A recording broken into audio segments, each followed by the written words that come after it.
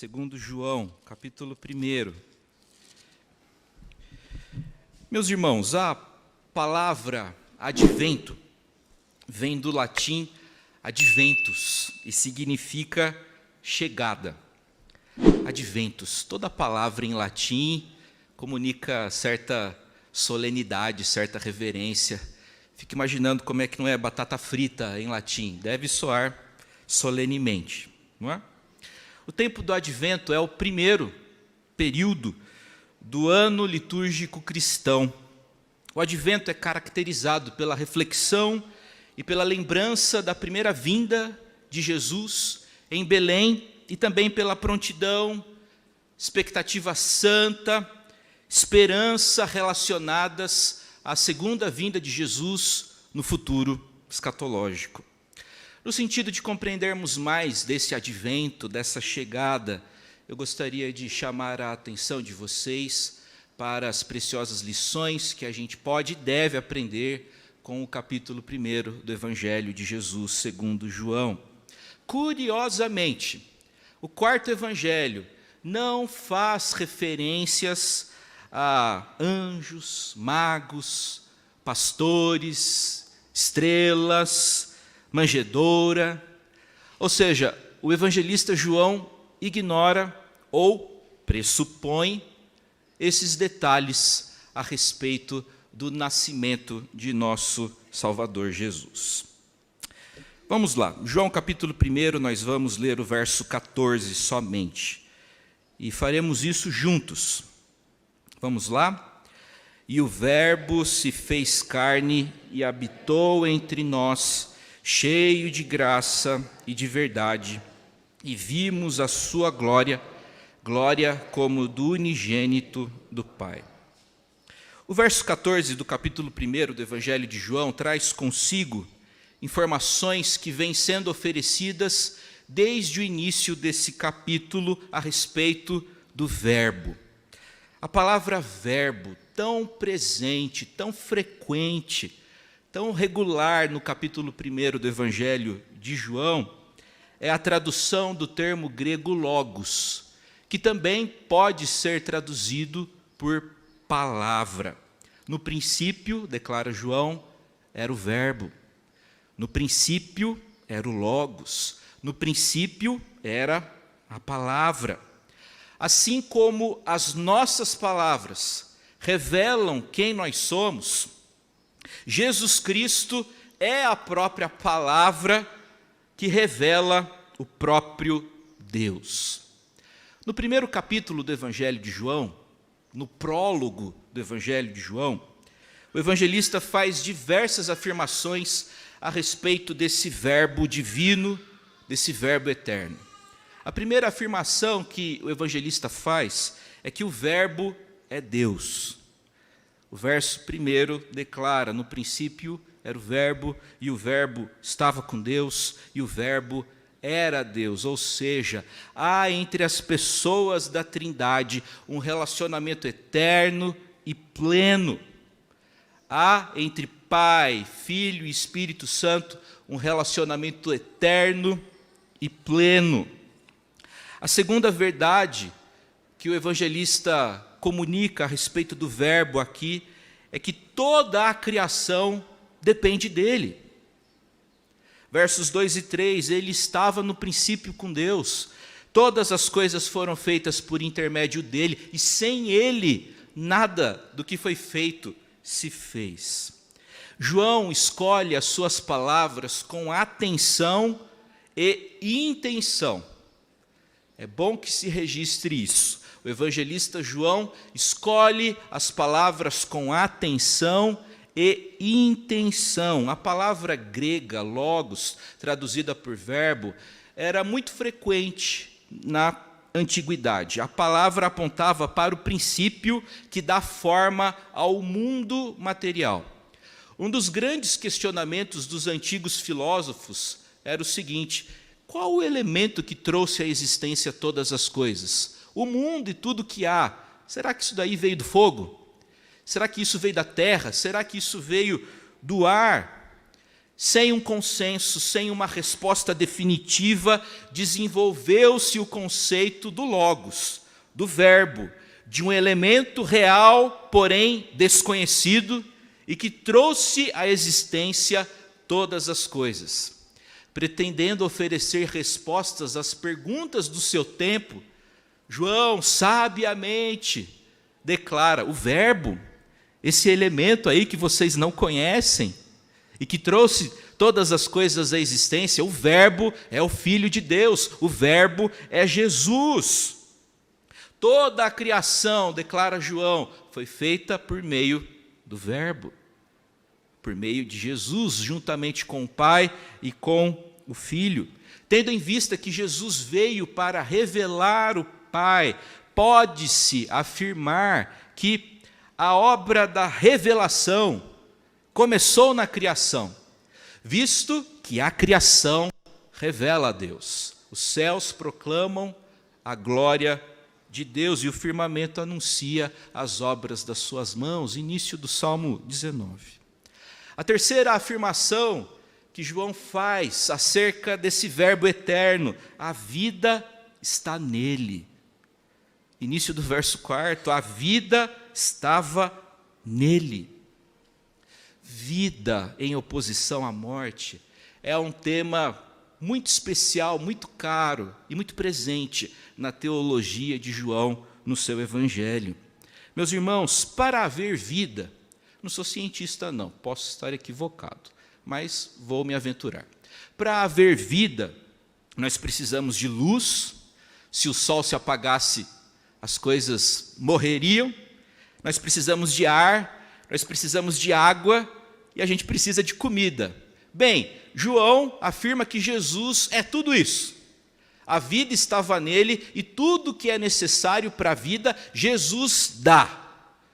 Nós lemos no Evangelho de João, no capítulo 8, que Jesus é a luz do mundo. No capítulo 20, Jesus é aquele que oferece o ar, visto que ele simbolicamente sopra o Espírito sobre os seus discípulos.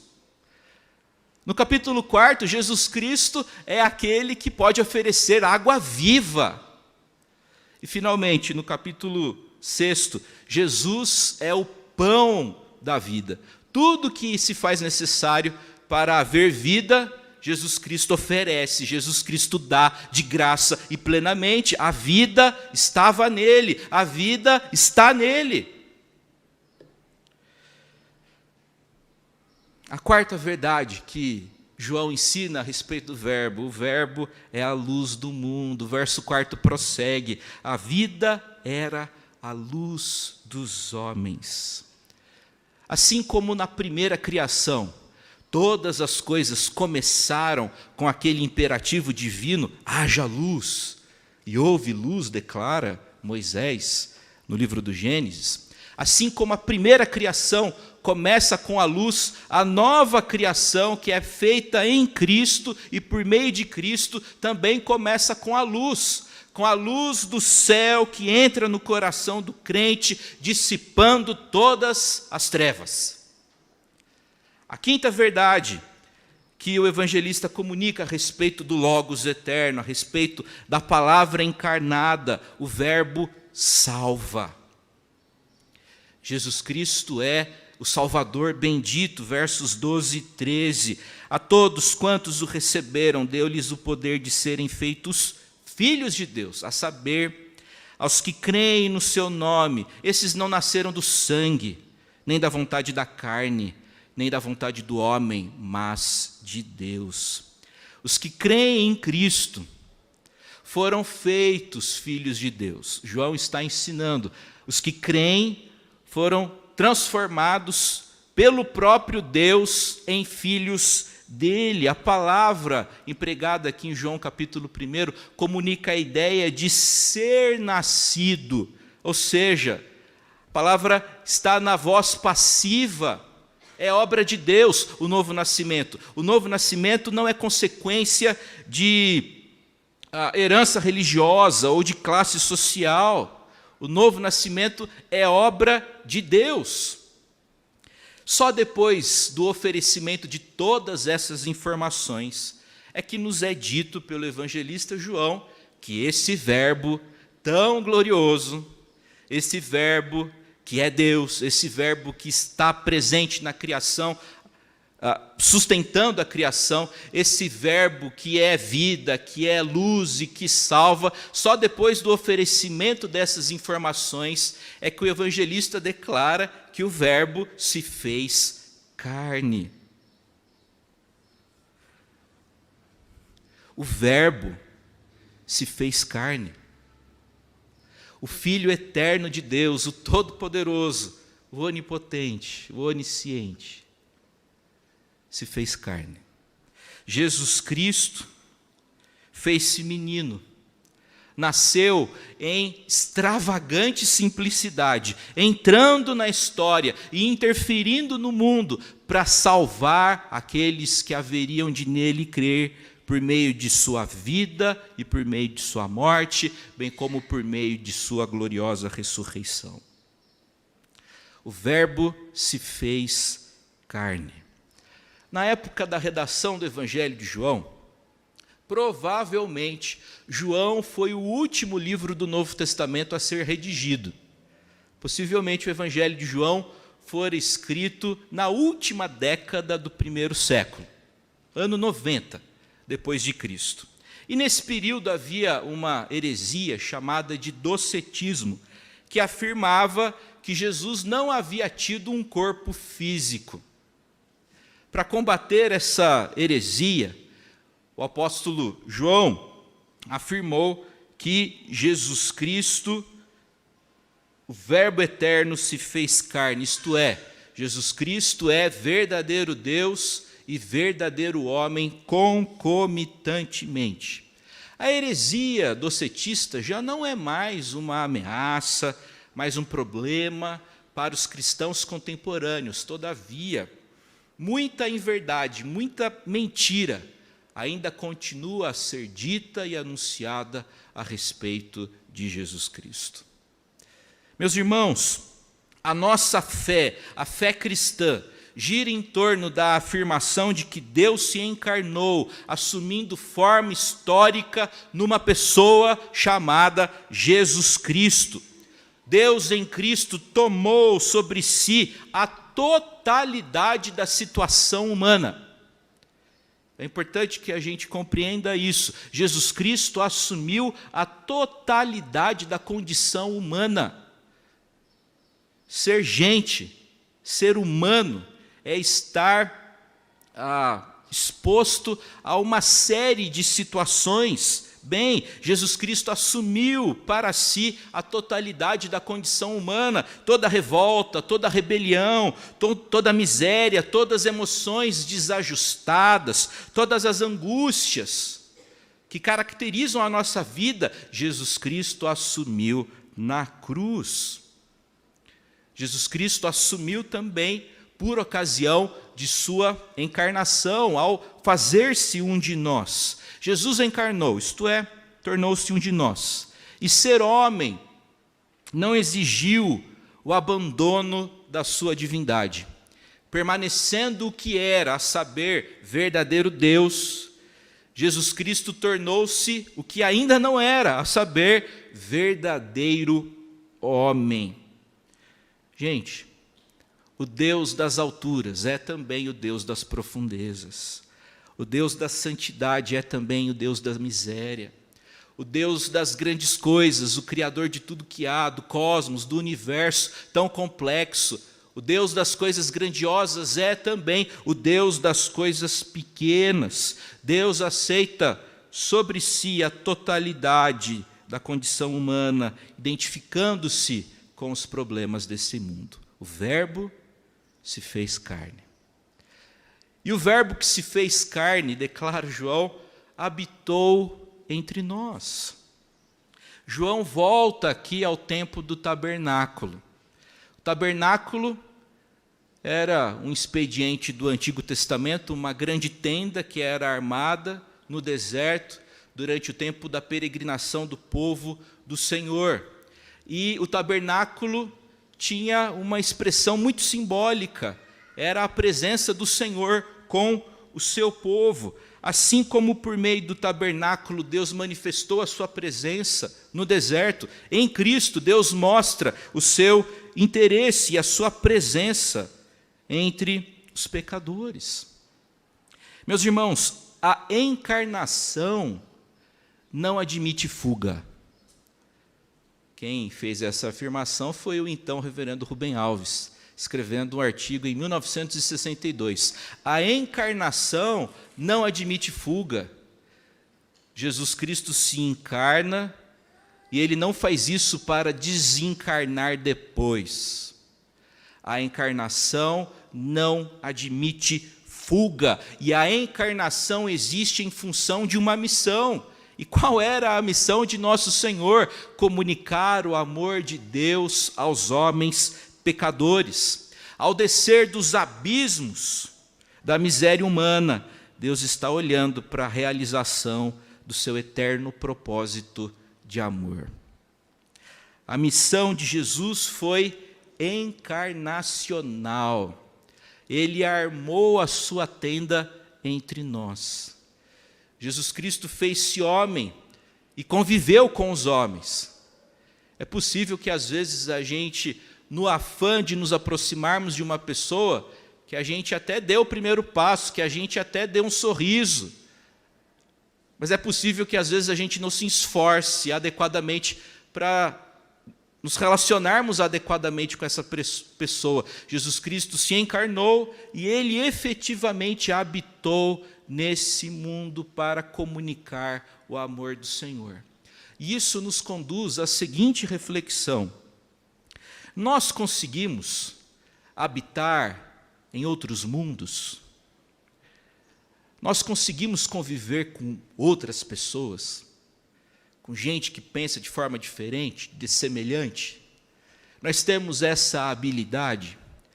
Nós temos essa intenção de conviver com outras pessoas a fim de proclamar as virtudes daquele que nos chamou das trevas para a sua maravilhosa luz? A missão de Jesus foi encarnacional e, como bem afirmou o teólogo episcopal John Stott, toda missão autêntica é encarnacional. João prossegue e afirma que o Verbo que se fez carne, que habitou entre nós, fez isso cheio de graça e cheio de verdade. Jesus é cheio de graça. A graça é unilateral. A graça não procura feitos que mereçam retribuição. A graça opera em separado da resposta ou da capacidade do indivíduo. Graça é Deus dando-se em plena aceitação a alguém que não merece. Jesus Cristo, o Verbo eterno, eu vi a sua glória e ele era cheio de graça, declara João. E além de ser cheio de graça, João testemunha, ele também era cheio de verdade. Jesus veio para testemunhar a respeito da verdade. Jesus nasceu para nos contar a verdade. É por isso que muitas das declarações de nosso Senhor, registradas nos evangelhos, começam com a sentença: em verdade vos digo. Jesus Cristo é a verdade e veio oferecer a verdade para nós. Quando se trata de espiritualidade, Jesus Cristo é a única resposta.